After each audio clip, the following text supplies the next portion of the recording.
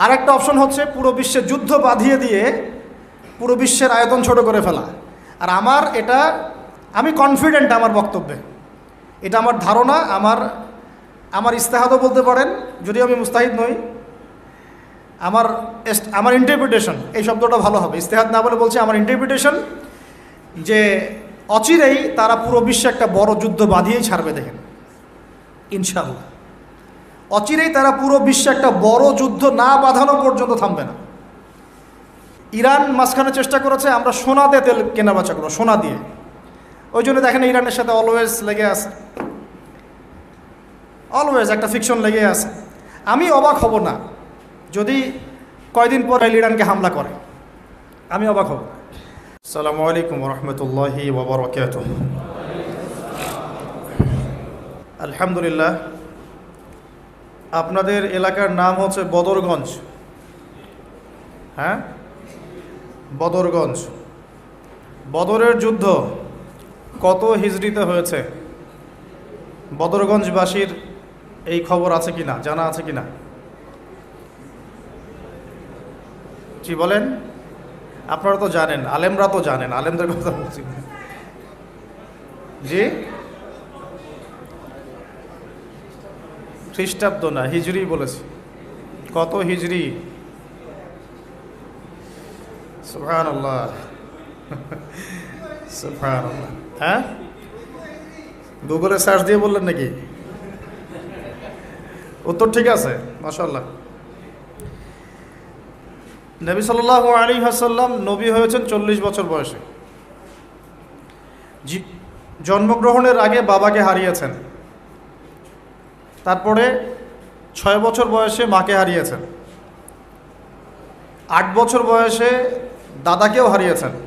বাবার নাম ছিল বাবা আব্দুল্লাহ, মায়ের নাম ছিল মা আমিনা, দাদার নাম ছিল দাদা আব্দুল মুত্তালিব। এরপরে তিনি মানুষ হয়েছেন চাচার পরিবারে, চাচার নাম ছিল আবু তালেব। 8 বছর বয়স থেকে নিয়ে বলা যায় 53 বছর পর্যন্ত চাচার গার্ডিয়ানশিপেই ছিলেন। সুবহানাল্লাহ। এই চাচা আবু তালেব নবী সাল্লাল্লাহু আলাইহি ওয়াসাল্লামের জন্যে এবং দিন ইসলামের জন্যে, কারণ তার ভাতিজার দিন তো তারই দিন, এমন কোনো ত্যাগ নাই যা স্বীকার করেন নাই। চাচা আবু তালেব নবী সাল্লাল্লাহু আলাইহি ওয়াসাল্লামকে যে সাপোর্টটা দিয়েছেন, এই সাপোর্টটা আমরা সবাই মিলেও এখনও দিতে পারি নাই। বিশ্বাস করেন? যে সাপোর্টটা নবী সাল্লাল্লাহু আলাইহি ওয়াসাল্লামকে চাচা আবু তালেব দিয়েছেন, এই সাপোর্ট আমরা সবাই মিলেও তাকে দিতে পারি নাই।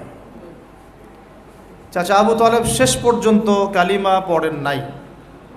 সাহাবীরা জিজ্ঞাসা করেছিলেন যে ইয়া রাসূলুল্লাহ সাল্লাল্লাহু আলাইহি ওয়াসাল্লাম, আপনাকে এত সাপোর্ট দেওয়ার পরে চাচা আবু তালেবের কি কোনোই উপকার হবে না, লাভ হবে না? নবীজি বলেছেন সাল্লাল্লাহু আলাইহি ওয়াসাল্লাম, আমি না থাকলে আমার চাচাকে জাহান্নামের একদম অতল তলে রাখা হতো। আমার কারণে আল্লাহ রাব্বুল আলামিন তাকে জাহান্নামের উঁচু জায়গায় রাখবেন, জাহান্নামের উঁচু জায়গায় রাখবেন, যেখানে আগুন তার পায়ের গোড়ালি স্পর্শ করবে, এতেই তার মগজ টকবক করে ফুটতে থাকবে। আপনারা কি আমার বাংলা ভাষা বুঝতে পারছেন? এমন কোনো সাপোর্ট নাই চাচা দেন নাই। মক্কার প্রায় 13 বছর যখন দাওয়াতি কাজ করছেন নবী সাল্লাল্লাহু আলাইহি ওয়াসাল্লাম, মানুষ গালি দিচ্ছে, কেউ থুতু নিক্ষেপ করছে, কেউ নামাজরত অবস্থায় মাথার উপরে উটের নাড়ি ভুঁড়ি চাপিয়ে দিচ্ছে, কেউ বলছে এই ব্যক্তি জাদুকর, এই ব্যক্তি গণক, এই ব্যক্তি মিথ্যাবাদী, নাউজুবিল্লাহ, এই ব্যক্তি ফারিকুল জামাত বিভক্তকারী, এই ব্যক্তি মজনুন, পাগল। তাকে আগলে রেখেছেন তার চাচা। মানুষ অর্থনৈতিক বয়কট করছে, চাচা আগলে রেখেছেন। 3 বছর সমাজ থেকে বহিষ্কার করা হয়েছে, গাছের ছালপাতা খেয়ে থেকেছেন বনু হাশিম, চাচা আগলে রেখেছেন। চাচা ছোটবেলা থেকে তাকে এত মহব্বত করেছেন, তার ছেলেদেরকে নিয়ে যখন খেতে বসতেন, আমাদের নবী সাল্লাল্লাহু আলাইহি ওয়াসাল্লাম একটু লাজুক ছিলেন, তিনি শোরগোল করতেন না, চুপচাপ খেতেন। চাচা আলাদা করে একটা খাবার রেডি করে তাকে আলাদা করে ডেকে খাওয়াতো, কারণ সবার সামনে হয়তো সে বলতে পারছে না, লজ্জা পাচ্ছে, শাই ফিল করছে, বাবা নাই মানুষের সংসারে, হয় না? এটা আপনারা হয়তো সবাই বুঝবেন না, আমরা বুঝি। যারা বাবা বা মা ছাড়া বড় হয়েছে অন্যের সংসারে, তারা এগুলো বুঝতে পারে। নবী সাল্লাল্লাহু আলাইহি ওয়াসাল্লাম এতিমদের প্রতি এত রহমদিল কেন ছিলেন? কারণ তিনি তো এতিম অবস্থায় বড় হয়েছেন, তিনি তার কষ্টটা বুঝতেন। আমরা যদি এখানে যদি কেউ এতিম থাকেন, তিনি বুঝবেন এতিমের সাইকোলজি কেমন, তার চাহিদা কেমন, কষ্ট কেমন। চাচা আবু তালেব তাকে এত মহব্বত করেছেন, আমি ভাষায় প্রকাশ করতে পারবো না। আর আমরা চাচা আবু তালেব সম্পর্কে অনেক সময় আলোচনা করি, কিন্তু তার চাচির কথা ভুলে যায়। তার চাচির নাম ছিল ফাতিমা। কী নাম ছিল? এই নামে তিনি তার মেয়ের নাম রেখেছেন। এই ফাতিমা, তার চাচি, নবী সাল্লাল্লাহু আলাইহি ওয়াসাল্লামকে আলাদা করে ডেকে খাওয়াতেন, মহব্বত করতেন। তিনি কিন্তু তার সন্তান না, অন্য কারো সন্তান। একজন মেয়ের পক্ষে অন্যের সন্তান মানুষ করা চারটাখানি কথা না।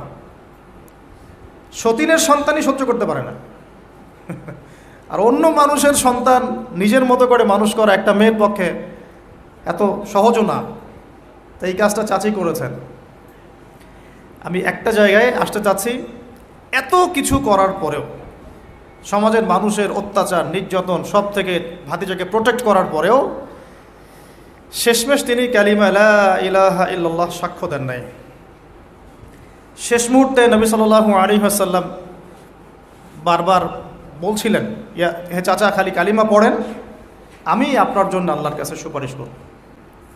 তিনি শেষ পর্যন্ত কালিমা পড়েন নাই। শেষমেশ তিনি বলেছেন যে না, আমি আব্দুল মুত্তালিবের ধর্মের উপরে থাকলাম, নাউযুবিল্লাহ। সারা জীবন সাপোর্ট দেওয়ার পরে কালিমা পড়ে মুসলিম না হওয়ার ফলশ্রুতিতে আল্লাহর নবীজি বলছেন, আল্লাহ পাক তাকে জাহান্নামের উঁচু স্থানে রাখবেন। আমরা যারা মুসলমান, মুসলিম পরিবারে জন্মগ্রহণ করেছি, আমরা বা আমাদের মধ্যে বেশিরভাগ মানুষ এখনও এই নিয়ামতের শুকরিয়া আদায় করতে পারি নাই যে আল্লাহ পাক আমাদেরকে মুসলমান পরিবারে জন্ম দিয়েছে, কালিমা পড়ার তৌফিক দিয়েছে। আমরা সহজে যা পেয়ে যাই তার মূল্য বুঝি না। আল্লাহ পাক যে আল্লাহ পাক কি আমাকে জিজ্ঞাসা করেছিলেন যে আবু আদনান, তোমাকে মুসলিম বানাবো না অমুসলিম বানাবো? আপনাকে কি আল্লাহ পাক জিজ্ঞাসা করেছেন, হে আব্দুল্লাহ, আব্দুর রহমান, তোমাকে মুসলিম বানাবো না অমুসলিম বানাবো, তুমি কি চাও? আল্লাহ পাক আমাদেরকে জিজ্ঞাসা করেন নাই। নিজ অনুগ্রহে আল্লাহ পাক আমাদেরকে মুসলিম পরিবারে জন্ম দিয়েছেন। তো সেই মুসলিম পরিবারের মানুষ এখন কালিমা লা ইলাহা ইল্লাল্লাহের সঠিক মর্মও জানে না, তাওহীদও জানে না, শিরকও চিনে না, ইমানের রোকনগুলোও বোঝে না, ইমানের মূলনীতিও বোঝে না, ইমান ভঙ্গের কারণও বোঝে না, কোনো কোনো ক্ষেত্রে ওযু গোসলের মাসলা মাসাইলও জানে না, নামাজ পড়ার ফরজ ওয়াজিব সুন্নাত মুস্তাহাব বোঝে না, নামাজ পড়েও না। মাশাআল্লাহ, জুমার দিনে নামাজ পড়তে আসে অনেকেই, ঈদের দিনে প্রথম দেখা যায়, আর জানাজার নামাজে প্রথম দেখা যায়। আর দেখা যায় যারা এরকম নামাজ কালাম পড়ে না, তাদের জানাজা আবার 3-4 বার হয়। নামাজগুলো মনে বাকি শোধ করে পড়ে, রোজা রাখে না, জাকাত তো মাশাআল্লাহ প্রায় উঠে গেছে বললেই চলে সমাজ থেকে। বাংলাদেশের ধনিক শ্রেণীরা যদি জাকাত দিত, 10টা পদ্মা সেতু বানানো যায়। বিশ্বাস করতেছেন না? ধনীরা যদি সত্যি সত্যি জাকাত দিত, জাকাতের টাকা পদ্মা সেতুতে দেওয়া যাবে কিনা সেটাও একটা মাসালা আর কি। আমি একটা এক্সাম্পল দিলাম আর কি। জাকাতের টাকা তো ওইটা করা যাবে কিনা এটা তো একটা মাসালা, তাই না? জাকাতের খাত তো 8টা, ইন্নামা সাদাকাতু লিল ফুকারা ওয়াল মাসাকিন ওয়াল আমিলিনা আলাইহা ওয়াল মুআল্লাফাতি কুলুব ওয়া ফির রিকাব ওয়া ফি সাবিলিল্লাহ, এরকম কয়েকটা খাত আছে। তা আমি একটা এক্সাম্পল দিলাম, যদি বাংলার মানুষ ধনিক শ্রেণী ঠিকঠাক জাকাত দিত, বিশ্বাস করেন সমাজে আপনি দরিদ্র মানুষ খুঁজে পেতেন। জাকাত ভিত্তিক অর্থনীতি চালু আপনি করতে পারবেন না, রাষ্ট্রীয়ভাবে পারবেন না। আমি ভাই খোলামেলা কথা বলার মানুষ, যদি কারো পছন্দ না হয় কিছু করার নাই, আমাকে বলতে হবে। আপনি আমার সাথে একমত হন বা না হন, অ্যাটলিস্ট শুনেন, পরে সত্য মিথ্যা আপনি যাচাই করেন, মানা না মানা আপনার বিষয়। আমি জাস্ট বলতেছি, আমি তো আপনার মসনদ দখল করতে পারবো না, আমরা তো খুবই দুর্বল। যখন উম্মার একটা সংকট চলে তখন আপনি চিনতে পারবেন কারা ইমানদার কারা মুনাফিক। ভালো অবস্থায় আপনি বুঝতে পারবেন না, সব স্বাভাবিক আছে মনে করেন, এখন আপনি বুঝতে পারবেন না আসলেই কে ইমানদার কে মুনাফিক। উম্মার উপর কোনো বাধা বিপত্তি আসলে তখন বুঝতে পারবেন যে আসলেই কে ইসলামের পক্ষে আছে কে ইসলামের বিপক্ষে আছে, আর কে ভিতরে ঢুকে ঢুকে শয়তানি করতেছে। আমাদের আলোচনার টপিক এটা না, টপিকে আসতেছি। আমি একটা কথা বলতে চাচ্ছিলাম যে আল্লাহ পাক যে আমাদেরকে জিজ্ঞাসা না করেই মুসলিম পরিবারে জন্ম দিয়েছেন, এই নেয়ামতের শুকরিয়া আমরা আদায় করতে পারবো না। যদি সারা জীবন সেজদায় পড়ে থাকি এখন থেকে নিয়ে আমরা শুধু তাওহীদের অনুসারী হয়েছি, এই কৃতজ্ঞতাই আমরা আদায় করতে পারবো না। আমরা দিনের জন্য কিছুই করি নাই, আমাদের দ্বারা ইসলামের বড় বড় খেদমত হয়েছে এমন না। আবু তালেব একা যা করেছেন আমার মতো 100 জন আবু তালেব তা করতে পারে নাই, পারবে না, এটাই সত্য কথা। আবু তালেব কোন অবস্থায় করেছেন? যখন চতুর্দিক থেকে আল্লাহর নবীকে সবাই ছিছি করছে, গালিগালাজ করছে, হত্যার পর্যন্ত চেষ্টা করছে। পুরো সমাজ একদিকে, আবু তালেব একাই একদিকে। তার কাছে প্রস্তাব দেওয়া হয়েছে, তোমার ভাতিজাকে আমাদের হাতে তুলে দাও, নাহলে আমরা ব্যবস্থা নিব। সে বলছে, আমি আমার ভাতিজাকে তোমাদের হাতে তুলে দিব না যতদিন না আমার দেহ মাটির তলে না যাচ্ছে। হ্যাঁ, তিনি নবীজিকে গিয়ে বলছেন, তা আমার বৃদ্ধ কাঁধের উপর এত বোঝা দিও না ভাতিজা, আমার বয়স হয়ে গেছে, ওরা তোমাকে বলছে তুমি দাওয়াতটা ছেড়ে দাও। তো নবীজি বলছেন, আমার ডান হাতে যদি চাঁদ এনে দেওয়া হয়, বাম হাতে সূর্য এনে দেওয়া হয়, চাচা আমি এই দাওয়াত ছাড়তে পারবো না। হয় আমি এই পথে দাওয়াত দিতে দিতে আমার এই দিন বিজয়ী হবে, না হলে আমি হালাক হয়ে যাব। তখন কি হলো? তখন তিনি বললেন যে ওরা তোমার দিকে আসতে পারবে না দলে দলে, যতক্ষণ না আমি আবু তালেব দাফন হচ্ছি মাটির তলে। কথা বুঝতে পারছেন? এখন মূল কথাটা হচ্ছে, আমরা যারা মুসলিম পরিবারে জন্মগ্রহণ করেছি এরপরেও আমরা তাওহীদের জ্ঞান অর্জন করছি না, শিরক থেকে দূরে থাকছি না, নামাজ পড়ছি না 5 ওয়াক্ত ফরজ নামাজ, যাকাত দিচ্ছি না, সওম রাখছি না, প্রোটেস্ট্যান্ট মুসলিম হয়েছি, Protestant version of Islam follow করছি, ইসলামের দাওয়াতের কাজ করছি না, দিনের বিজয়ের কোনো ফিকির করছি না। সত্যি কথা বলতে আমাদের দুনিয়াতে থাকার চেয়ে না থাকাই ভালো। আমরা এখন গরু ছাগল। বিশ্বাস করেন আমার কথা, আল্লাহ পাক এই শব্দই বলেছেন সূরা আরাফের সম্ভবত 189 নম্বর আয়াত, 189। ওয়ালাকাদ বা'দা আউযু বিল্লাহি মিনাশ শাইতানির রাজিম ওয়ালাকাদ যারা'না লিজাহান্নামা কাসীরাম মিনাল জিন্নি ওয়াল ইনস। আল্লাহ পাক বলছেন, আমি প্রচুর জিন আর মানুষকে দিয়ে জাহান্নাম পূর্ণ করব। বলি নাউযুবিল্লাহ। লাহুম কুলুবুন, কেন পূর্ণ করব? তাদের কি অপরাধ ছিল? কি অপরাধে করব? লাহুম কুলুবুন, তাদেরকে কলব দিয়েছিলাম, লা ইয়াফকাহুনা বিহা, বোঝার চেষ্টা করে নাই। ওয়ালাহুম আযানুন, কান দিয়েছিলাম, লা ইয়াসমাউনা বিহা, শোনে নাই। ওয়ালাহুম আ'য়ুনুন, চোখ দিয়েছিলাম, লা ইউবসিরুনা বিহা, চোখ দিয়ে দেখে নাই। কলব দিয়ে উপলব্ধি করে নাই, কান দিয়ে বলেন শোনে নাই, চোখ দিয়ে দেখে নাই। উলাইকা কাল আনআম, এরা ছিল আনআমের মতো। আনআম কি? আনআম মানে গবাদি পশু, ক্যাটেলস, গবাদি পশু। শুধু তাই না, বালহুম আদল, বরং এর চেয়েও নিকৃষ্ট ছিল। গবাদি পশুকে যে দায়িত্ব দেওয়া হয়েছে ও সেটা পালন করে। প্রত্যেক প্রাণীকে যে দায়িত্ব দেওয়া হয়েছে সেই দায়িত্ব তারা পালন করে, করে কি না? না হলে আমরা এত বড় বড় বড় প্রাণীর সাথে কিভাবে পেরে উঠতাম? একটা গরু নির্দ্বিধায় জীবনকে সঁপে দিচ্ছে, বিদ্রোহ করছে না, করছে? তো আল্লাহ পাক এই কথা বলছেন, উলাইকা কাল আনআম, তারা হচ্ছে গবাদি পশুর মতো। বাল হুম আদাল, বরং তার চেয়েও নিকৃষ্ট। কারা? উপলব্ধি করে না, দেখে না, শোনে না। এখন আমাকে উত্তর দেন দেখি, আমাদের মধ্যে এখানে কোন ব্যক্তি আছেন যে চোখে দেখেন না, কানে শোনেন না, উপলব্ধি করেন না? আমরা সবাই চোখে দেখি। এই চোখে দেখি কি না? দেখতে পাচ্ছেন তো আপনি? কানে শুনতে পাচ্ছেন কি না? তাহলে আল্লাহ পাক কোন চোখের কথা বলছেন আর কোন কানের কথা বলছেন যেগুলো অন্ধ? বলেন। নিঃসন্দেহে অন্য একটা চোখ আছে, আরেকটা কান আছে, আরেকটা চোখ আছে, কান আছে, এটা কোথায়? কলবে। তাহলে আবু জেহেল আল্লাহর নবীকে চিনতে পারছে না, আবু বকর রাদিয়াল্লাহু আনহু চিনতে পারছেন, তাহলে দুজনের তো বাইরের চোখ একই।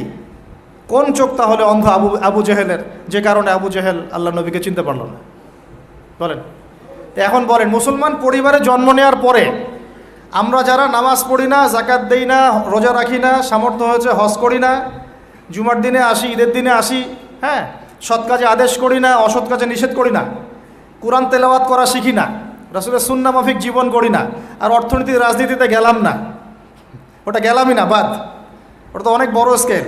তাহলে আমাদের কি চোখ আসলেই আছে, কান আসলেই আছে, কলব কি আসলেই জিন্দা, না সত্যিকার অর্থে আমরা গবাদি পশু হয়ে গেছি? আত্মপর্যালোচনা করতে হয়। তো আত্মপর্যালোচনা, মোরাকাবা মানে হচ্ছে আত্মপর্যালোচনা, নিজেদেরকে নিয়ে ভাবতে হবে। তো এখন আপনি আমাকে উত্তর দেন, যেই মুসলমান নামাজ পড়ে না, রোজা রাখে না, দাওয়াতের কোনো মেহনত নাই, দিন প্রতিষ্ঠার সংগ্রাম নাই, কোরআনও তেলাওয়াত করতে জানে না, আল্লাহর পথে সদকা করে না, তাওহীদের জ্ঞান নাই, শিরকের জ্ঞান নাই, সুন্নতের জ্ঞান নাই, বেদাতের জ্ঞান নাই, ঈমান ভঙ্গের কারণ জানে না, ওযু করার মাসালাও জানে না, তো এই মুসলমান সারা বিশ্বে মার খাবে না তো কারা খাবে? আমাকে বলেন, উত্তর দেন। আমার জানা নাই, আমি এগুলো বুঝি না, বুঝতে আসছি। আমি অনেক কিছুই বুঝি না, যে আমার বুঝের সাথে অনেক কিছুই মিলে না।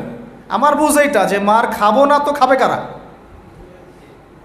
এটা আমার বুঝ। এখনও যে আমরা বসে আছি এখানে খাই নাই, সেটাই তো আল্লাহ পাকের রহমত। অনেক আগেই তো আল্লাহর গজব আসা উচিত ছিল। নামাজ তো আগেই ছেড়ে দিছো তুমি, জাকাত দাও না, রোজা রাখো না, রাসূলের সুন্নাতের কোনো খবরই নাই, প্রতিদিন ক্লিন শেভ করতেছো তুমি, বাইকে করে মেয়ে নিয়ে ঘুরতেছো, ইউনিভার্সিটিতে গোল হয়ে বসে আসো মেয়েদের সাথে, অ্যাভেলেবেল তো এগুলো হচ্ছে, অ্যাভেলেবেল। মেয়েরা জেনা করতেছে, বহু ছেলে পেলে এখন বিয়ে তো কঠিন, এই জন্য এই পথটা বেছে নেয়, এই পথটা সহজ। 5 দিন 7 দিন একটা মেয়ে কিনে ঘুরলে দেখা যায় যে ওই বিছানায় চলে যাওয়া যায়। এখন তো এই যুগ চলতেছে। আগেকার সেই যুগ নাই তো, যে চিঠি দিয়ে প্রেম করে, লম্বা প্রেম হয়, পরে বিয়ে হয়। এখন সব দৈহিক সম্পর্ক, 1 মাস একজনের পিছনে, ওটা হয়ে গেছে পরের মাসে আরেকটার পিছনে। ইউনিভার্সিটিতে জেনা আর জেনা, জেনা আর জেনা, এমনকি চাকরি ক্ষেত্রেও ফ্রি মিক্সিং, অফিস আদালত, কোর্ট কাচারি, রাজনৈতিক মিছিলে পর্যন্ত ছেলে মেয়ে একসাথে সামনাসামনি, সব জায়গায়। এগুলো অধিকার। তো এই ফ্রি মিক্সিংয়ের কারণে কি হয়েছে, আমরা জেনাটাকে উন্মুক্ত করে ফেলেছি। তো এখন আপনি বলেন, যে আমাকে বুঝান, যে এইরকম অবস্থায় মুসলমানদের উপরে যদি বিপর্যয় না আসে, কোন সময় আসবে? আসে নাই, আল্লাহ পাকের খাস রহমত। হয়তো আল্লাহ পাক এখন পর্যন্ত সুযোগ দিয়ে রেখেছে। উপলব্ধি যে সবাই করে না এমনও না, বহু মানুষ উপলব্ধি করে, কিন্তু তাদের সংখ্যা নিতান্তই কম। আর তাদের মধ্যে আবার বিভক্তি আছে, অনৈক্য আছে, আপোষে হিংসা, বিদ্বেষ, পরশ্রীঘাতরতা আছে। তারা আবার ইউনাইটেড না। তো বদরগঞ্জবাসীর জানা উচিত যে বদরের যুদ্ধ হয়েছে 2য় হিজরিতে। কত হিজরি? 2য় হিজরিতে। আল্লাহ নবী সাল্লাল্লাহু আলাইহি ওয়াসাল্লাম এই চাচার সংসারে মানুষ হয়েছেন প্রায় 53 বছর পর্যন্ত। এই চাচাই তাকে বিয়ে দিয়েছেন 25 বছর বয়সে। তার আগে চাচার ব্যবসা তিনি সামলেছেন। ওই ব্যবসার এক কাফেলা খাদিজা রাদিয়াল্লাহু আনহার অর্থ ছিল। এই ব্যবসা দিয়ে তাকে টেস্ট করলেন, দেখলেন আমানতদার, সুদর্শন, মাশাআল্লাহ উন্নত চরিত্রের মানুষ, উন্নত রুচিবোধের মানুষ, আল্লাহ আমিন, বিশ্বস্ত। বিয়ের প্রস্তাব পাঠালেন, চাচা বিয়ে দিয়ে দিলেন। কার সাথে? খাদিজা রাদিয়াল্লাহু আনহার সাথে। তখন তার বয়স কত ছিল? 25। তার বয়স কত? 40। আর আমাকে এই সেকুলার সমাজকে আমরা বলতে চাই, আমি বলতে চাই, অ্যাটলিস্ট মনে করেন কথার কথা যে আমার স্ত্রীর বয়স 40, আমার বয়স 25। এখন আমরা একে অপরকে মহব্বত করি, ভালোবাসি, আমরা সংসার জীবনে হ্যাপি, সুখী, এবং আমাদের সন্তান সন্ততিও হচ্ছে। এমন না যে আমরা মেডিকেল সায়েন্সের ভাষায় এই দিকে আমরা অক্ষম। মহব্বত আছে, দুজনকে পেয়ে সুখী, একে অপরকে ভালোবাসি, সন্তান হচ্ছে। আপনার কোনো সমস্যা? আমি আমার এই ম্যারিড লাইফে আমরা হ্যাপি, আপনার কোনো সমস্যা? আমার স্ত্রীর বয়স 40, আমার বয়স 25। মনে করেন আমার বয়স এখন 32-33 হবে আর কি সূর্যের হিসেবে, কিন্তু বয়স কিন্তু ফিক্স হয় চন্দ্রের হিসাবে, আমরা সূর্য হিসাব করি। এখন ধরেন আমি একটা বিয়ে করলাম, ধরেন ধরেন ধরেন তো স্ত্রীর বয়স মনে করেন 16 বছর। কত? মনে করেন 16 বছর। আচ্ছা, সে কি সন্তান জন্মদানে সক্ষম? সক্ষম। সে কি ম্যাচিউরড, ফিজিক্যালি স্ট্রং? এখন ওর বয়স 16, আমার বয়স 32। এখন ও আমার সাথে হ্যাপি, আমি তার সাথে হ্যাপি, সন্তান জন্ম হচ্ছে, দুজন সুখে আছি, মহব্বতের সাথে আছি, সুস্থ আছি, কোনো সমস্যা আপনার? তো এই হলো অবস্থা, সার্কাস। এখন এই 16 বছরের মেয়ে, আপনার মেয়ে, আপনি বিয়ে দিতে পারবেন না। বলবেন যে আপনি রাষ্ট্র আইনের বিরুদ্ধে কথা বলছেন। না, আমি বিরুদ্ধে কথা বলছি, আমি বুঝাচ্ছি যে এটা কতটা অসার একটা আইন। 16 বছরের একটা মেয়ে যদি জেনা করে, আপনি উৎসাহিত করছেন। 16-17 বছরের মেয়েরা জেনা করে না? স্কুলে, কলেজে, বিশ্ববিদ্যালয়ে, এইখানে ওইখানে, এর বিরুদ্ধে আপনার ব্যবস্থা কি, অ্যাকশন কি? কিন্তু 17 বছর একটা মেয়ে যদি বিয়ে করে, আপনি তো কাজীকে ধরে জেলে দিয়ে দিবেন একেবারে। এখন বলেন এটা কি আমি মানতে বাধ্য? এখন জোর করে চাপাই দিলেন, ল করে দিলেন, মানতে বাধ্য হয়ে গেলাম। তা আসলে কি কোরআন সুন্নাহ সমর্থিত হলো? এখন জবাব দিবেন আল্লাহর কাছে আপনি। জনগণ কিছুই বলতে পারবে না। আমরা শুধু জ্ঞানতাত্ত্বিক একটা ডিবেট করলাম এবং আপনাকে দেখালাম যেটা একটা অসার। তারপরেও যেটা হয়েছে হোক, অ্যাটলিস্ট বিয়েটা সহজ করলে ভালো হতো। বিয়েটা কঠিন হয়ে গেছে, এই জন্য এটা জেনার রাস্তা বেছে নেয়। তো আমরা জেনাকে উস্কে দিচ্ছি। আরে ভাই, 16-17 বছর তো দূরের কথা, এখন 13-14 বছরের মেয়েরাই দেখবেন ঠিক নাই। আপনি মনে করেন এখনকার স্কুল কলেজের মেয়েগুলো খুব দুধে ধোয়া তুলসী পাতা? যখন 15 বছর আগে যে যুগটা ছিল, 20 বছর আগে, আর এখন তো আর অনেক আপডেটেড। এখন ওরা ওইসবে বিশ্বাসী না। গল্প করে যে কার কয়টা, কার কয়টা। তো সব দিকে সমস্যা। আমি যে পয়েন্টে আছে এখানে চলে আসেন। তার বয়স তখন 40, আমাদের নবীজির বয়স 25। ম্যারিড জীবনে হ্যাপি, 6টা সন্তান হয়েছে। কয়টা? আর নবী সাল্লাল্লাহু আলাইহি ওয়াসাল্লাম খাদিজা রাদিয়াল্লাহু আনহার কাছ থেকে যে মমতা, যে ভালোবাসা, যে সাপোর্ট পেয়েছেন, এটা বিরল। এই যুগে এমন মেয়ে পাওয়া হয়তো বা সম্ভব না, কারণ এই যুগে তো আমরাও সাহাবীদের মতো না। আমরা যদি সাহাবীদের মতো না হতে পারি, আমরা মহিলা সাহাবীদের মতো স্ত্রী আশা করি কিভাবে? মাশাআল্লাহ। এখন নবী সাল্লাল্লাহু আলাইহি ওয়াসাল্লামের কাছে সমাজের জাহিলিয়াত ভালো লাগে না।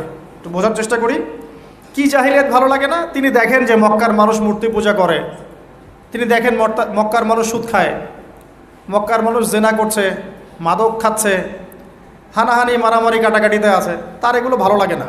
তিনি এখান থেকে সরে যান, দূরে দূরে থাকেন, দূরে দূরে থাকেন। হেরা পাহাড় আছে, হেরা গুহা, ওই পর্বতের গুহায় তিনি একা একা নির্জনতা অবলম্বন করেন। কারণ যখন আপনি একটা ভালো রাস্তায় থাকবেন, সমাজের অন্যান্য খারাপ বিষয়গুলো আপনার পছন্দ হবে না, নিজে থেকে ভালো লাগবে না। এই যে আপনি আমি যতটুকু ইমানদার, পাশে কনসার্টের গান কানে আসলে আপনার খারাপ লাগে না?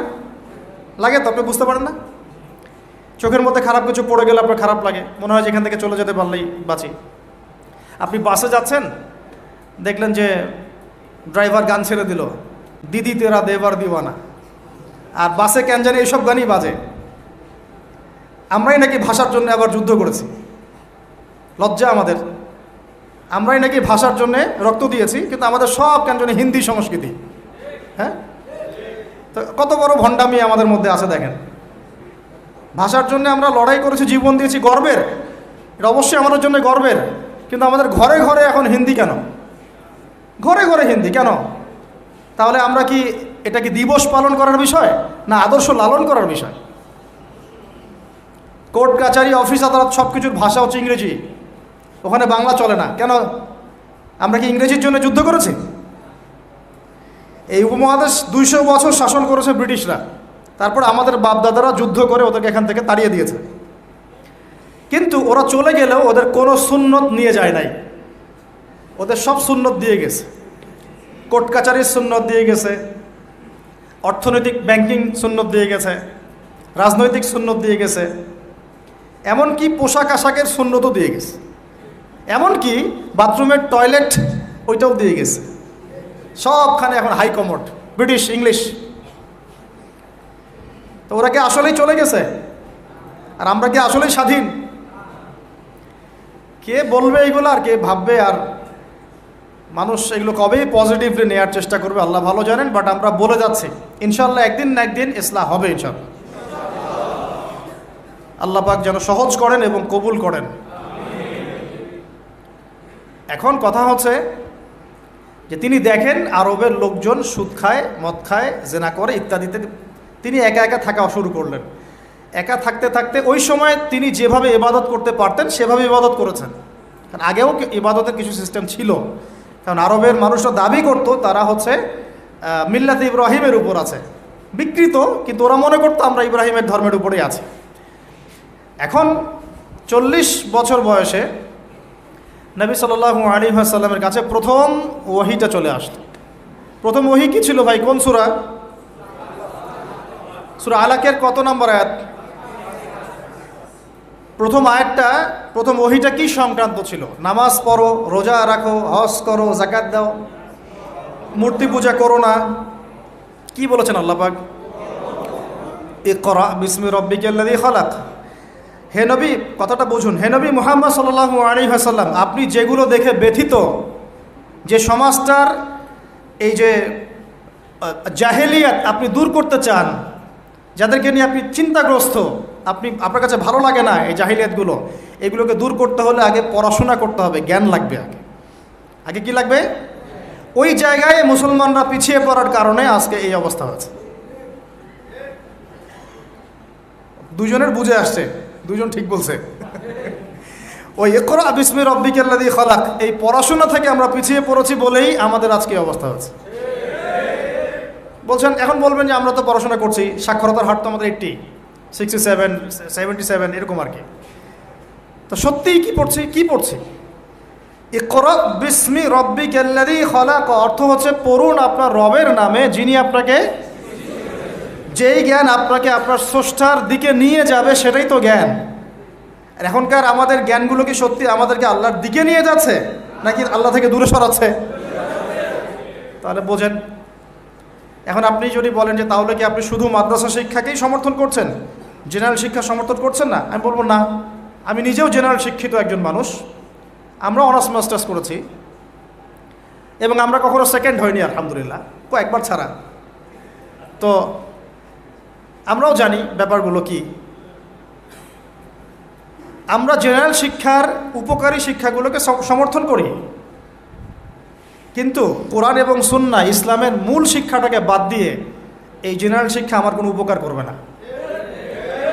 আবার একই সাথে কোরআন এবং হাদিস এই দুটাতে দক্ষ হয়েও যদি আমরা বর্তমান বিশ্বের উপকারী জ্ঞানগুলো অর্জন করতে ব্যর্থ হই, তখন কোরআন সুন্নাহকে হাতে নিয়েও এই বিশ্বকে চ্যালেঞ্জ করতে পারবো না। তাহলে দরকার কি? সমন্বয়। এই সমন্বয় হওয়া উচিত ছিল আজকে থেকে 50 বছর আগেই। এখন আমাদেরকে এগুলো নিয়ে কথা বলতে হচ্ছে, এটাই দুঃখজনক। যেখানে শিক্ষা প্রতিষ্ঠান আছে, রাষ্ট্রীয় নিয়ন্ত্রণাধীন প্রতিষ্ঠানে হয়তো আপনি ইন্টারফেয়ার করতে পারবেন না, কিন্তু ব্যক্তিগত উদ্যোগে যত শিক্ষা প্রতিষ্ঠান আছে এগুলোতে ইসলামিক শিক্ষা এবং জেনারেল শিক্ষা দুটাকে সমন্বয় করার চেষ্টা করেন। আল্লাহ পাক তৌফিক দান করুন। দেখবেন আগামী 10 বছরের মধ্যে একটা আলোকিত প্রজন্ম গড়ে উঠবে ইনশাআল্লাহ। আমার ছেলে বাংলা, ইংরেজি, অঙ্ক সব শিখবে, এদিকে হাফেজে কোরআন হবে, আরবি ভাষা শিখবে, আরবি ব্যাকরণ শিখবে, হাদিসের ইবারত পড়ার যোগ্যতা অর্জন করবে, মোতাআলা করবে। মাশাআল্লাহ, একদিন দেখা যাবে সে কোরআন সুন্নাহর জ্ঞানেও দক্ষ হয়েছে, এদিকে সে ডক্টর হয়েছে, মাশাআল্লাহ, সে ইঞ্জিনিয়ার হয়েছে, পাইলট হয়েছে, সেনাবাহিনীর মেজর কর্নেল হয়েছে। সম্ভব না? অনেক ডক্টর দেখবেন যে 50 বছর বয়স হওয়ার পরে ইসলামের দিকে এসে চর্চা করা শুরু করে, তারপরে দিনের দিকে হেদায়েত হয়ে দিনের উপকারে কাজ করছে। অনেক ইঞ্জিনিয়ার সাহেব এই কাজ করছেন, অনেক আর্মি অফিসার, র্যাবের, পুলিশের, বিজিবি, তারা দেখবেন যখন রিটায়ার্ড করে বা যখন মানে সিনিয়র হয় তখন গিয়ে চর্চা করা শুরু করে, এবং তখন তারা আবার দিনের জন্য অনেক কিছু করতেও চায়, করে, অনেকে করে না। তারা কি অমুসলিম নাকি? তারা তো আমাদেরই ভাই, আমাদের ভাই না? শোনেন, যদি বাংলাদেশ রাষ্ট্রীয়ভাবে কখনো জিহাদে যায়, কুফফারদের বিরুদ্ধে, তাহলে আমরা যাব না তারা যাবে? যাবে তো তারাই। জি, আপনি যাবেন না, যাবে তো তারাই। আপনার আমার কি প্রশিক্ষণ আছে? যদি বাংলাদেশে কোনো মনে করেন যে 100% ইসলামী জ্ঞানে পরিপূর্ণ কোনো নেতা আসছে, আমির, রাষ্ট্রীয় আমির, এখন সে চিন্তা করলো যে আমি এর বিরুদ্ধে সৈন্য পাঠাবো, ভাবতে পারে কি পারে না? 73 সালে 6টা মুসলিম দেশ সৈন্য পাঠিয়েছিল। মিশর ছিল, জানেন না আপনারা এগুলা ইতিহাস, 6 দিনের যুদ্ধ। তো যাই হোক, ধরেন বাংলাদেশ এমন একজন নেতার আন্ডারে আছে, যেই নেতা বললো ঠিক আছে আমিও পাঠাবো, আমার এখান থেকেও 2000 সৈন্য যাবে। তখন কিন্তু ওই 2000-এর মধ্যে আপনি থাকবেন না, থাকবে ওই আর্মি অফিসারই, ওই বিজিবি, ওই র্যাব, ওই পুলিশ, ওই ভাইরাই থাকবে। তারা আমাদের ভাই না? তাদেরকে মেসেজটা পৌঁছাতে হবে যে আপনারা পরিপূর্ণ ইসলামের সামনে আত্মসমর্পণ করেন। ইনশাআল্লাহ আল্লাহ পাক দুনিয়াতেও সুখী করবেন, পরকালেও সুখী করবেন। আমরা দোয়া করব, দোয়া। আপনারা কখনো একটা রাষ্ট্রের মধ্যে জাতিগত বিভাজনে যাবেন না। জাতিগত বিভাজনটা খুব খারাপ। এতে করে রাষ্ট্রের অভ্যন্তরীণ যে স্থিতিশীলতা নষ্ট হয়ে যায়। আমরা আলহামদুলিল্লাহ ইসলামকে তো ভালোবাসি, মহব্বত করি, পারি না পারি আমাদের মন তো ব্যথিত হয়, হয় না? এটা আল্লাহ পাক দেখছেন ইনশাআল্লাহ। আল্লাহ পাক ওই অনুযায়ী আমাদেরকে প্রতিদান দিবে ইনশাআল্লাহ। তবে চেষ্টা আরও বাড়াতে হবে। এই চেষ্টা বাড়ানোর কথা বলতে এখানে আসছি। আল্লাহ নবীর মন খারাপ, তখন ওহী এসেছে। ওহী প্রাপ্ত হওয়ার পরে নবী সাল্লাল্লাহু আলাইহি ওয়াসাল্লাম একটু ভীত, একটু সন্তুষ্ট। লকাদ খাশিতু আলা নাফসি। বাংলাদেশে যত সিরাতের বই আছে না, তার 80% সিরাতের বই আপনি পাবেন। ওই সময় নবী সাল্লাল্লাহু আলাইহি ওয়াসাল্লাম এতটা ভীত সন্তুষ্ট হয়ে গিয়েছিলেন, কয়েকবার তিনি চিন্তা করেছেন যে আমি পাহাড়ের উপর উঠে নিজেকে শেষ করে ফেলবো। এটা নিয়ে তো বিশাল ইস্যু সৃষ্টি করে ফেলছে বাংলাদেশে। হ্যাঁ, আর রাহিকুল মাকতুম বলেন, আর যে কোনো বড় বড় সিরাতের গ্রন্থ বলেন, এটা যদি লিখা না থাকছে আমি বক্তব্য দেওয়া ছেড়ে দেব। বাসায় গিয়ে দেখেন, চেক করেন, রাইটাররা লিখেছেন। এটা আমাদের কথা না। কয়েকবার তিনি পাহাড়ের উপর উঠে চিন্তা করেছেন যে আমি যা দেখলাম, ফেরেশতা এসেছে আমাকে জড়িয়ে ধরেছে, আমাকে বলছে পড়ুন, আসলে ব্যাপারটা কি, আমি কি মানে সঠিক আছি না ভুল হচ্ছে। মানসিক একটা পেরেশানির মধ্যে তিনি ছিলেন। তখন কয়েকবার নিজেকে শেষ করে ফেলার চেষ্টাও করেছেন। যখনই তিনি উঠেছেন তখনই জিবরাইল আলাইহিস সালাম সামনে এসেছেন। ইয়া মুহাম্মদ, আপনি পাগল নন, আনতা রাসূলুল্লাহ ওয়া আনা জিবরিল। হে মুহাম্মদ, আপনি পাগল নন, আপনি হচ্ছেন আল্লাহর মনোনীত রাসূল, আর আমি জিবরাইল। আপনি বিচলিত হন না। আরও একদিন আবার জিবরাইল আলাইহিস সালাম হাজির। এভাবে হতে হতে তিনি আশ্বস্ত হলেন যে হ্যাঁ, আসলে যা হচ্ছে সব সঠিক। এটা কি একটা বড় ঘটনা না? এরপরে তিনি বাসায় আছেন, বেশ কয়েকদিন ওহী আসা বন্ধ আছে। আল্লাহ পাক প্রস্তুত করছেন তাকে। কারণ ব্যাক টু ব্যাক ওহী আসতে থাকলে এটা একটা ওয়েট আছে, নেয়ার মতো ক্ষমতাকে তৈরি হতে হয়তো। দ্বিতীয় ওহীটা আসছে, এটা আমি একটু আলোচনায় টাচ করে সামনে যাব। তিনি কম্বল দিয়ে ঘুমিয়ে আছেন। আল্লাহ পাক ওহী পাঠালেন।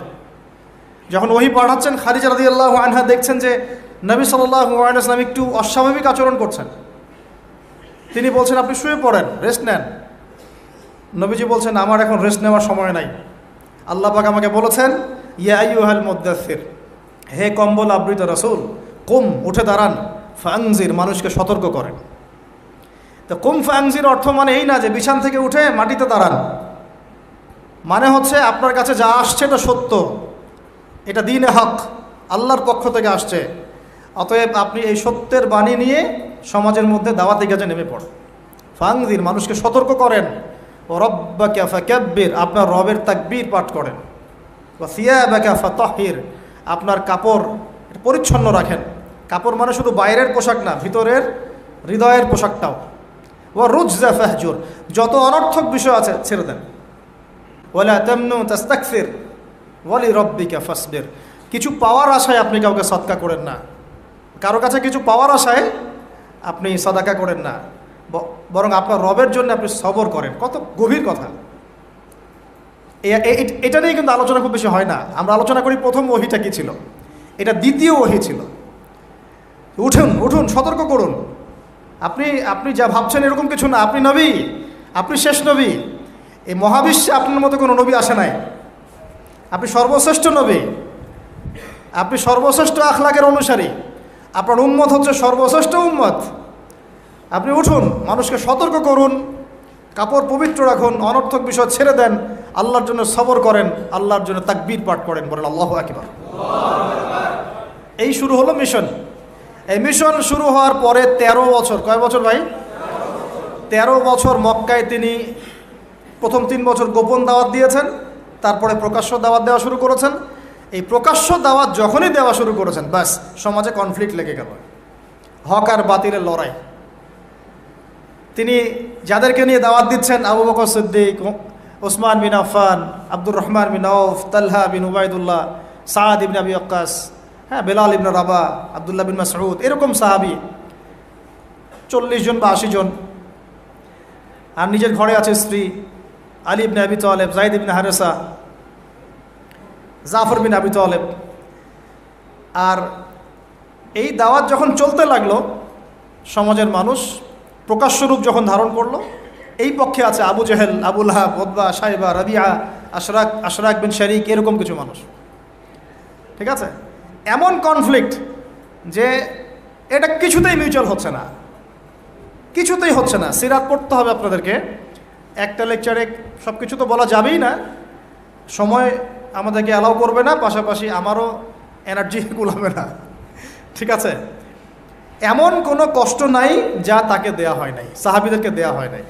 অর্থনৈতিক বয়কট, উত্তরাধিকার থেকে বঞ্চিত করা, বাড়ির থেকে পিটিয়ে বের করে দেয়া, হ্যাঁ, উল্টা ঝুলায় লটকায় রাখা, আমাদের রিমান্ডগুলোর মতো, শারীরিক নির্যাতন, মানসিক কষ্ট তো আছেই, এটা তো মানসিক কষ্ট তো আছেই, বলার তো আর অপেক্ষা রাখে না।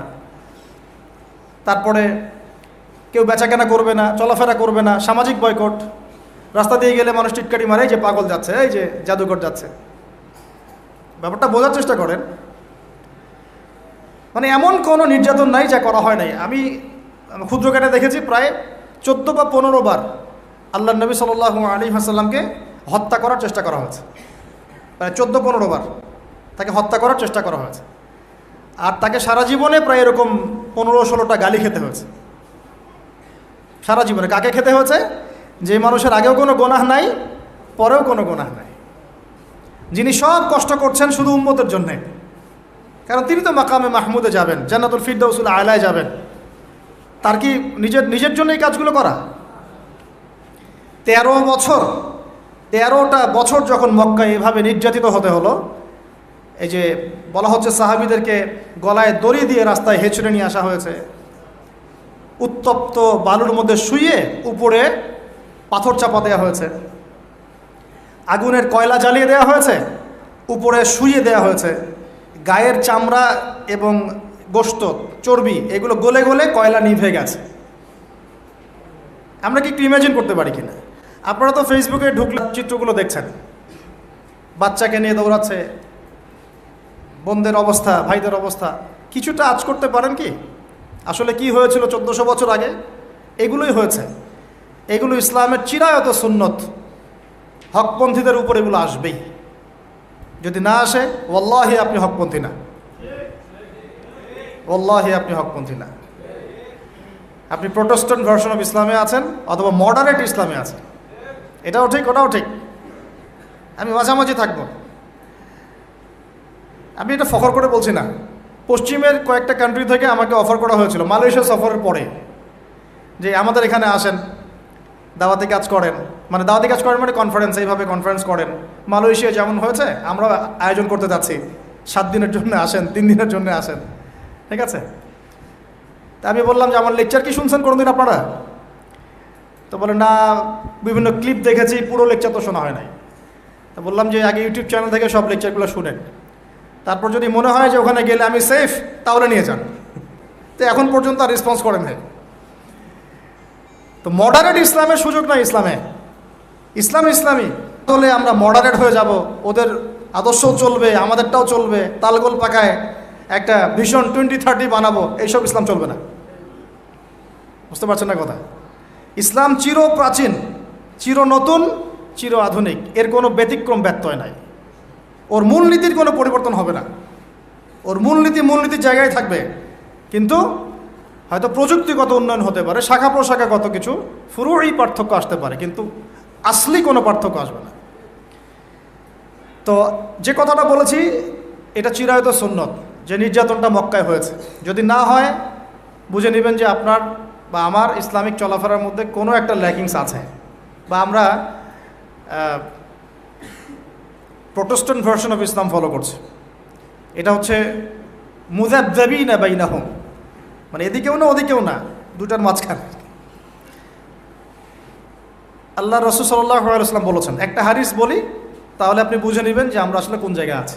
সহিহ মুসলিমের হাদিস, রাসূলুল্লাহ সাল্লাল্লাহু আলাইহি ওয়াসাল্লাম বলেছেন, ক্বালা নবী সাল্লাল্লাহু আলাইহি ওয়াসাল্লাম, মান রাআ মিনকুম মুনকারান, তোমাদের মধ্যে যে কেউ যদি কোনো অন্যায় গর্হিত কাজ দেখে, ফালইউগাইয়ির বিয়াদিহি, সে যেন তার হাত দিয়ে এটাকে প্রতিহত করে। বলেন এই লেভেলে আমরা কয়জন আছি? 0.00001%। মান রাআ মিনকুম মুনকারান ফালইউগাইয়ির, সে যেন পরিবর্তন করে। এমন না যে সামর্থ্য হলে পরিবর্তন কইরো, মানে যাদের হাত দিয়ে প্রতিহত করার ক্ষমতা আছে তারা যেন অবশ্যই হাত দিয়ে প্রতিহত করে। এখানে ধরেন একটা জেনা হচ্ছে, নাউজুবিল্লাহ, বা একটা নোংরামি হচ্ছে, ফাহেসা কোনো কাজ হচ্ছে, এখানে যিনি সর্বোচ্চ দায়িত্বশীল তিনিও এখন গিয়ে কিছু বলার অধিকার রাখেন না। বলতে গেলে তিনি 10 বার চিন্তা করেন যে বললে কি হইতে পারে, তাই না? বিষয়টা বাজারের মধ্যে ধরেন সুদের একটা জুয়া হচ্ছে, জুয়া, কেউ কিছু বলতে পারে না। মসজিদ এখানে ধরেন পাশের বাসায় বিয়ের অনুষ্ঠান হচ্ছে, আর বিয়ে মানেই তো জেনা দিয়ে শুরু হলো, ধুমধারাক্কা গান বাজতেছে, আর ঢাকা শহরে বিশ্বাস করেন না এই অত্যাচারে থাকা যায় না। মানে একটা ফ্ল্যাট ধরেন 14 তলা বা 10 তলা, তো এই 10 তলার মধ্যে 5 তলার সদস্যের বিয়ে, ও ছাদটা হায়ার করে নিয়ে এমন জোরে ধুমধারাক্কা মিউজিক শুরু করবে যে পুরো এলাকার প্রত্যেকটা ঘরে ঘরে যেন সাউন্ড আছে, মানে ওর উপর যেন ওয়াজিব করা হয়েছে সবার কানে গান বাজনা পৌঁছাইতে। কিন্তু কিছু করার নাই, আপনি বলতে যান উল্টা আপনার উপর চড়াও হবে, হুজুর আসছে বেশি বেশি পণ্ডিত, আমরা আর মুসলমান না, আমরা আর ইসলাম ফলো করি না, বলতে আসছে। আপনি বাসায় যান, নিজের ঘর ঠিক করেন, বলবেন। তো হাদিসের এই শব্দের বাক্যের আওতায় আমরা আছি কিনা একটু ভাবেন। ওয়ামান লাম ইয়াস্তাতি, যদি এভাবে কেউ প্রতিহত করতে না পারে, দ্বিতীয় সেন্টেন্স হাদিসের, ফালইউগাইয়ির বিলিসানিহি, সে যেন তার জবান দিয়ে প্রতিহত করে। আজকে জবান দিয়েও কি মানুষ প্রতিহত করছে? আল্লাহ পাকের কাছে এদেরকে কঠিন জবাব দিতে হবে ইনশাআল্লাহ। এটা আপনারা মনে রাখেন, কিয়ামতের মাঠে দেখে নিয়েন, জাহান্নাম উদ্বোধন হবে এক শ্রেণীর আলেম দিয়ে, জাহান্নাম কিন্তু উদ্বোধন হবে। এই হাদিসটা জানেন না আপনারা, ওলামায়ে কেরাম? আপনারা তো আমার চেয়ে অনেক ভালো জানেন। প্রথমে একজন শহীদ, কি করছো? জীবন দিয়ে দিছি, শহীদ হয়ে গেছি। ভুল, ক্যাযিব, মিথ্যা কথা বলছো। এই জন্য শহীদ হয়েছিলে যাতে মানুষ তোমাকে বড় বীর বলে, আমার জন্য তুমি জীবন দাও নাই, যাও জাহান্নামে যাও। আরেকজন, কি করেছো? অনেক দান করেছি, মানুষ দানবীর বলে।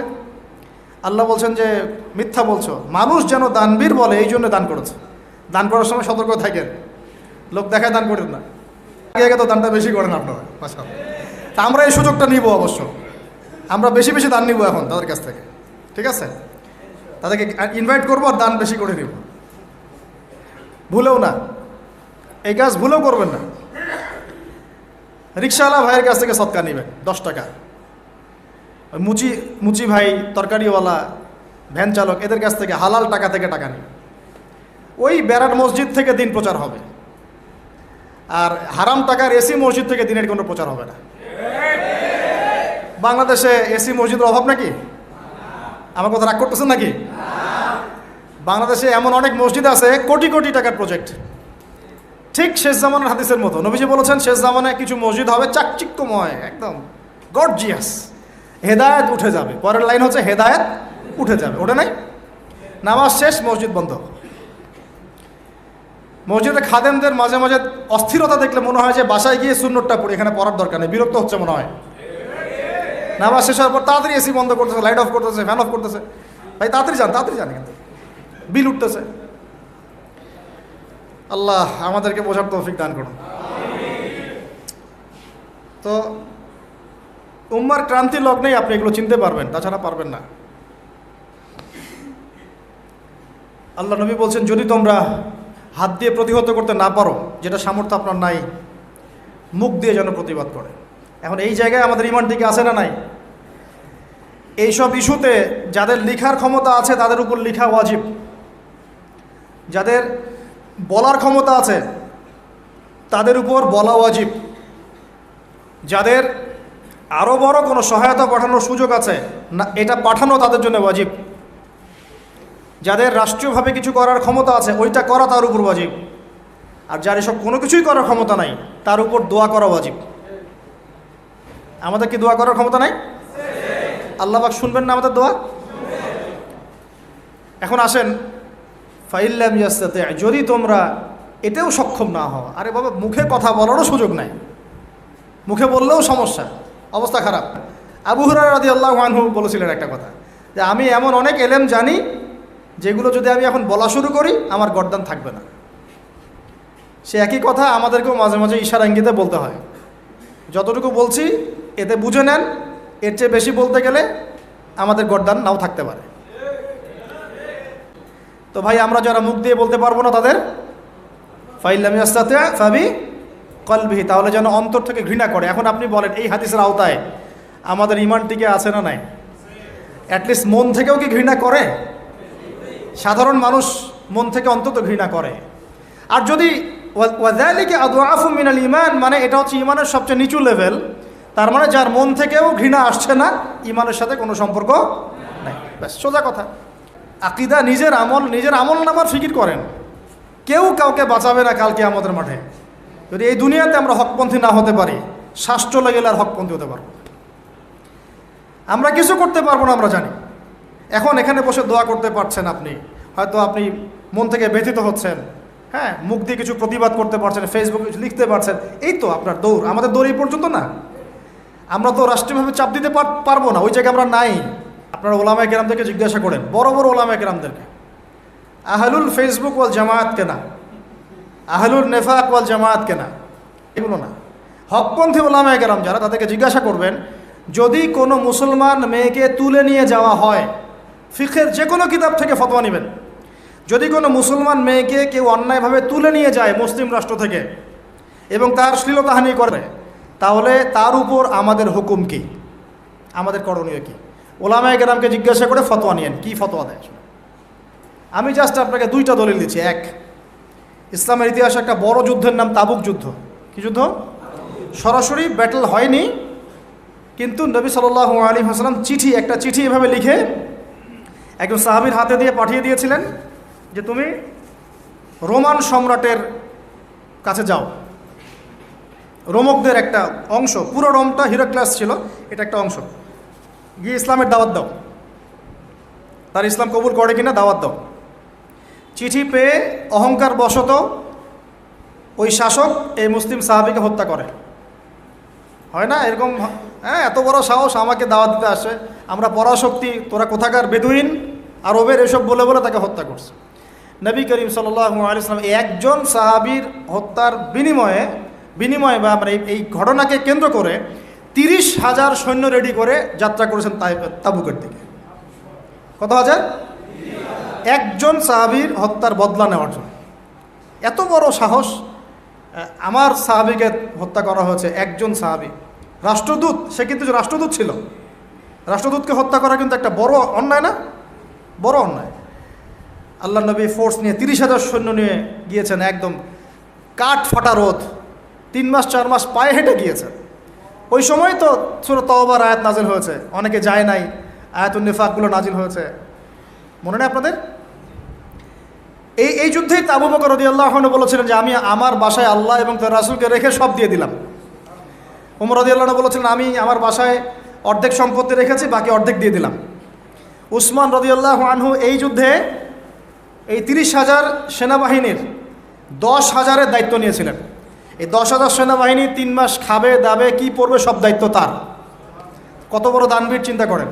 আমি একটা এক্সাম্পল দিলাম। একজন মুসলিমকে অন্যায়ভাবে হত্যার বিপরীতে নবী সাল্লাল্লাহু আলাইহি ওয়াসাল্লাম কী পদক্ষেপ নিয়েছেন, আর আমরা তার উম্মাহ 75 বছর থেকে চোখের সামনে এগুলো দেখে আসতেছি, কোনো প্রতিক্রিয়া নেই। আমাদের প্রতিক্রিয়া এতটুকুই, আমরা এর তীব্র নিন্দা জানাই, এটাই আমাদের প্রতিক্রিয়া। আমরা এই ঘটনার তীব্র নিন্দা জানাই। আমরা এর পাশে আমরা তাদের প্রতি সহানুভূতিশীল। এগুলো আমাদের বিবৃতি আর কি, কেউ কিছু বলতে পারে না। মিডিয়া কার হাতে? মিডিয়াগুলা ওদের হাতে। ব্যাংকিং সিস্টেম কার হাতে? ওদের হাতে। পলিটিক্যাল অ্যাফেয়ার্সগুলো কার হাতে? ওদের হাতে। অস্ত্রশস্ত্র, বড় বড় অস্ত্রগুলো কার হাতে? কি আরবের উপর নিয়ন্ত্রণ কার হাতে? আপনারা মনে করেন যে আরবের উপর নিয়ন্ত্রণ নাই, সব স্বাধীন? আরবের উপরে অদৃশ্য শিকল পড়ানো আছে। যে শক্তিশালী রুলিং স্টেট হবে তার আয়তন বড় করতে হবে কি হবে না, অথবা আরেকটা অপশন হচ্ছে বিশ্বটাকে ছোট করে নিয়ে আসতে হবে। হয় রাষ্ট্রের আয়তন বড় করতে হবে, না হলে বিশ্বটাকেই ছোট করে নিয়ে আসতে হবে। এই বিশ্বটাকে ছোট করার দুইটা পদ্ধতি তারা বের করেছে। একটা হচ্ছে ইন্টারনেট সেকশন, প্রযুক্তি দিয়ে বিশ্বটাকে ছোট করে নিয়ে আসা। এটা হয়ে গেছে, বিশ্বে এখন ছোট শর্ট জায়গা, এইখান থেকে ওইখানে আপনি যোগাযোগ খুব দ্রুত করতে পারবেন। বিশ্ব ছোট, আপনাকে পায়ে হেঁটে যেতে হবে না। আরেকটা অপশন হচ্ছে পুরো বিশ্বে যুদ্ধ বাঁধিয়ে দিয়ে পুরো বিশ্বের আয়তন ছোট করে ফেলা। আর আমি কনফিডেন্ট আমার বক্তব্যে, এটা আমার ধারণা, আমার ইস্তেহাদও বলতে পারেন, যদিও আমি মুস্তাহিদ নই। আমার ইন্টারপ্রিটেশন, এই শব্দটা ভালো হবে, ইস্তেহাদ না বলে বলছি আমার ইন্টারপ্রিটেশন, যে অচিরেই তারা পুরো বিশ্বে একটা বড় যুদ্ধ বাঁধিয়েই ছাড়বে। দেখেন, ইনশাআল্লাহ অচিরেই তারা পুরো বিশ্বে একটা বড় যুদ্ধ না বাঁধানো পর্যন্ত থামবে না। তো আমাদের ইন্টারপ্রিটেশন যে এটা হয়তোবা চলে আসতে পারে, চলে আসলে পরে বিশ্বের অবস্থা কি হবে সেটা ভাবতে হবে আমাদের। মাশাআল্লাহ 57টা আমাদের বক্তব্য এই পর্যন্তই। আমরা তীব্র নিন্দা জানাই, আমরা এই ঘটনার তীব্র নিন্দা জানাই, ব্যাস, দ্যাটস অল। এর চেয়ে বেশি কিছু বলারও নাই। আমরা হাসছি, বাট আমাদের কাঁদা উচিত। আরব রাষ্ট্রগুলোকে অস্ত্র শূন্য করে দেওয়া হয়েছে, নিজেরা অস্ত্র প্রডিউস করতে পারে না। এরা তেল দেয়, তেল দিয়ে কিছু ডলার পায়, ওই ডলার দিয়ে আবার ওর কাছেই অস্ত্র কিনে। আপনারা একটু বোঝার চেষ্টা করেন। যখন আমরা এগুলো পড়ছিলাম ইউনিভার্সিটিতে, তখন এগুলো বুঝতাম না। ইউনিভার্সিটিতে আমরা এগুলো ঝরঝরে করে মুখস্থ করেছি, বিশ্বাস করেন। এই যে ওদের অ্যালায়েন্স, পলিটিক্যাল অ্যাফেয়ার্স, এইটা ওইটা, এগুলো মুখস্থ আমাদের, কোনটা কোন সাল কী ছিল, এখনই বরং ভুলে গেছে। কিন্তু ইসলামের সাথে যখন এটা মেলানো শুরু করলাম, তখন দেখলাম যে বাপরে বাপ, গভীরে তো অনেক কথা আছে, এর শেকড় তো অনেক গভীর। মানে বিষয়টা বোঝেন যে আমি তেল বিক্রি করব শুধুমাত্র ডলারে, অন্য কোনো কারেন্সিতে না। মানে ধরেন যে এই ব্রিফকেস ভর্তি টাকা আছে, কি আছে ভাই, এটাতে ধরেন যে 1 কোটি টাকা আছে, আর আমি গেলাম আবুধাবিতে। কোথায়? আবুধাবি। তো গিয়ে বললাম যে শেখ, এই যেখানে এই ব্রিফকেসে 1 কোটি টাকা আছে, নট ডলার, টাকা, আমাকে 5 লিটার তেল দেওয়া যায়? জীবনে আমাকে তেল দিবে না। এই বক্সটা আমি নিয়ে গেলাম টাকার জায়গায় ডলার দিয়ে, শেখ আমার কাছে ডলার আছে 1 ব্রিফকেস, আমাকে কি এখন তেল দেওয়া যায়? অবশ্যই, কুল্লু খালাস, আসেন, অবশ্যই, ইয়া হাবিবি কুল্লু খালাস, আসেন তেল নিয়ে যান। হাবিবি বলবে তখন, আসেন তেল নিয়ে যান। এই যে শুধুমাত্র ডলার দিয়ে তেল কেনা বেচা করার চুক্তি, এর নাম হলো পেট্রো ডলার মনিটরি সিস্টেম। আপনি ডলার ছাড়া অন্য কোনো কিছুতে তেল কিনতে পারবেন না। যে আমরা অন্য কারেন্সিতে তেল কেনা বেচা করব। ইরান মাঝখানে চেষ্টা করেছে আমরা সোনা দিয়ে তেল কেনা বেচা করবো, সোনা দিয়ে। ওই জন্য দেখেন ইরানের সাথে অলওয়েজ লেগে আছে, অলওয়েজ একটা ফিকশন লেগে আছে। আমি অবাক হব না যদি কয়দিন পর ইরানকে হামলা করে, আমি অবাক হব। এটা অবাক হব না যদি কয়দিন পর লেবাননে গিয়ে সে আক্রমণ করে, সে যদি কয়দিন পর মিশরে আবার আক্রমণ করে, জর্ডানে আবার আক্রমণ করে, আমি অবাক হব না। কারণ এগুলো আমরা বুঝি। এখন কথা হচ্ছে এই যে কেনা বেচাটা জায়েজ না না জায়েজ বলেন দেখি, এটাও ভাইদের কাছে ফতোয়া নিয়েন। এখন এই পুরো ঘটনাগুলো আমাদেরকে কে জানিয়ে দিয়েছেন বলেন? আল্লাহ এবং তার রাসূল। তার এই পুরো দাওয়াতি বছরের 13 বছরে যখন তিনি এইরকম করে নির্যাতিত হচ্ছিলেন, তখন তাকে হিজরত করতে হয়েছে। কোথায় হিজরত করতে হয়েছে? মদিনায়।